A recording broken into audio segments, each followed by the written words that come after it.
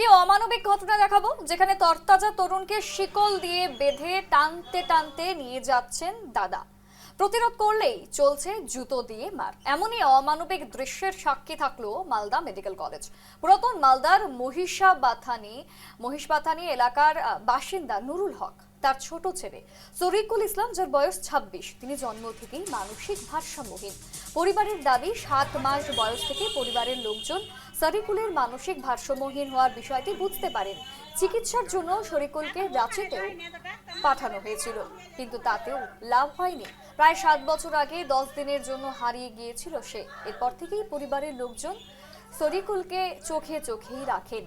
পরিবারের লোকজন শরীকুলকে নিয়ে মালদা মেডিকেল কলেজে এসেছিলেন প্রতিবন্ধী শংসাপত্রের জন্য, কিন্তু সেখানে তাকে কোনো মতেই নিয়ন্ত্রণে রাখা যাচ্ছিল না।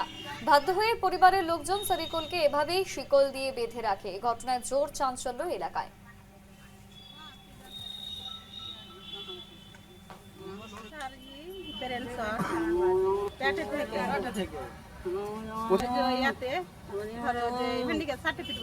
ওই তো পালিয়ে বেড়াইবে, যেতে সেটে থাকবে না।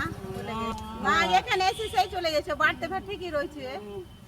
এখনই বেঁধে নাহলে বাঁধতে হবে না, মানে এখন থাকবে না এখানে।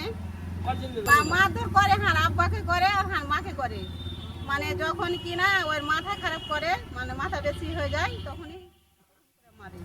হারাম মারা তখন পালিয়ে যাবে, না হলে পরে ওকে ঘরে বন্ধ করে দেবে, আর না হলে খুবই ঘেমে টেমে গেলে গোসল করবে।